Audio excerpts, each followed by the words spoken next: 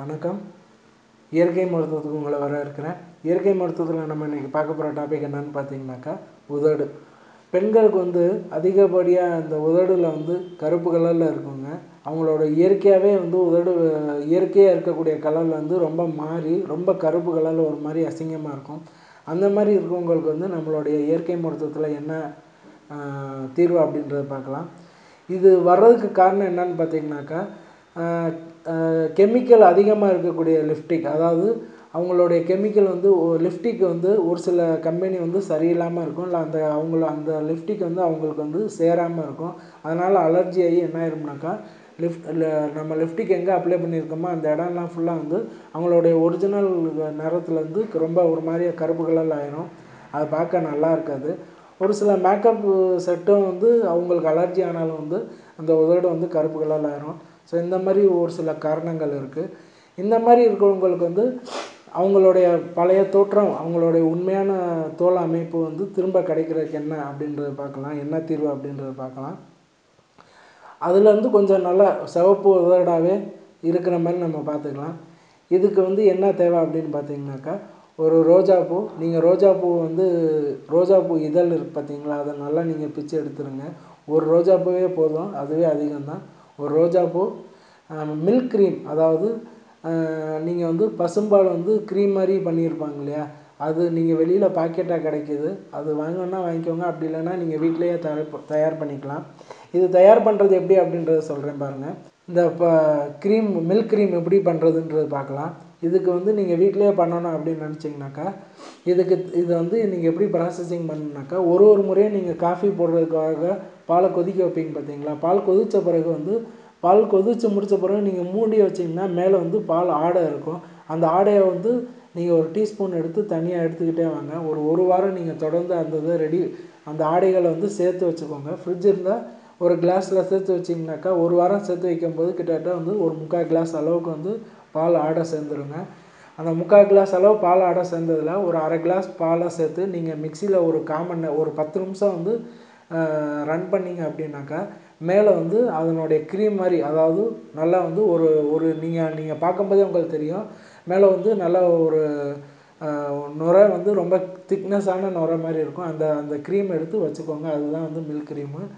நீங்கள் வீட்டிலே பண்ணுறாங்க. வெளியிலனாக்கா பாக்கெட்டாக கிடைக்கிது, 20 ரூபா 30 ரூபா பாக்கெட்டில் இருக்குது. நீங்கள் மில்க் க்ரீம் வாங்கி நீங்கள் ஈஸியாக பண்ணிக்கலாம். நான் வீட்டிலே பண்ணணும் அப்படின்றவங்களுக்கு இது ப்யூராக ரொம்ப சுத்தமாக நம்மளே செய்கிறதுனால ரொம்ப ப்யூராக இருக்கும். ஸோ ஒரு ரோஜா எடுத்துக்கோங்க, மில்க் க்ரீம் ரெடி பண்ணிக்கோங்க, ப்ளஸ் தேன். இந்த மூணையும் நீங்கள் நல்லா பேஸ்ட்டு மாதிரி பண்ணிடணும். ரோஜா இதெல்லாம் நல்லா பிச்சு மிக்சியில் போட்டுருங்க. மில்க் க்ரீமையும் ப்ளஸ் தேன், இந்த ரெண்டையும் ரெடி பண்ணி வச்சுக்கோங்க. ரோஜா மிக்சியில் போட்டிங்கன்னா பேஸ்ட்டு மாதிரி ஆயிரும். பேஸ்ட்டு மாதிரி ஆன பிறகு இந்த தேனும் மில்க் க்ரீமையும் மூணையும் நல்லா மிக்ஸ் பண்ண பிறகு நீங்கள் காலையில் எந்திரிச்ச உடனே உதட்டில் வெறும் தண்ணி வச்சு ஒரு 2 நிமிஷம் என்ன பண்ணணுன்னாக்கா வெறும் தண்ணி வச்சு நீங்கள் அந்த உதட்டை உங்களுடைய கைகள்னால் ஃபுல்லாக தேய்ச்சி விட்டுக்கிட்டே இருந்தீங்கனாக்கா உங்களுடைய அந்த டெட் செல்ஸ்ன்னு சொல்லுவாங்க பார்த்தீங்களா, அந்த மேலோடைய இறந்த அந்த தோல் ஒரு மாதிரி கருப்பாக இருக்கும். அந்த தோலை நீங்கள் 2 நிமிஷம் நீங்கள் தேய்ச்சி விட்டுக்கிட்டே இருந்தீங்கனாக்கா நாளடைவில் ஒரு 2-3 நாள் மேலே இருக்கிற தோல் சின்ன சின்னதாக உங்களுக்கு உதிர்ந்துருங்க. அதுக்கப்புறம் நம்ம பழைய தோலோடைய அமைப்பு வரும். இதை நீங்கள் ஒரு 2 நிமிஷத்துக்கு முன்னாடி உங்களுடைய வெறும் கையில் நல்லா நீங்கள் உங்களுடைய உதட்டை தேய்ச்சிக்கிட்டே இருந்தீங்கன்னா அந்த டெட் செல்ஸ் வெளியில் வந்துடும். அது தேய்ச்ச பிறகு நீங்கள் ரொம்ப ரஃப்பாக தேய்ச்சிடக்கூடாது. ஏன்னாக்கா ரொம்ப ரஃப்பாக தேய்ச்சிங்கனாக்கா இன்ஃபெக்ஷன் ஆகிரும். ரொம்ப வலி வர்ற அளவுக்கு தேய்க்க வேண்டாம், லேசாக தேய்ங்க.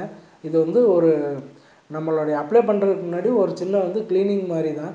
ஸோ அதை பண்ணணும், ரொம்ப டைட்டாக பண்ணணும் அப்படின்ற எந்த அவசியம் இல்லை. நீங்கள் நார்மலாக ஒரு நிமிஷத்துலேருந்து 2 நிமிஷம் உங்களுடைய வெறுங்கையில் தண்ணி வச்சு நீங்கள் அப்படியே தேய்ச்சி விட்டிங்கன்னா அந்த டெட் செல்ஸ் ரிமூவ் ஆகிறதுக்கு தான் இதனுடைய மெயின் ரீசனு.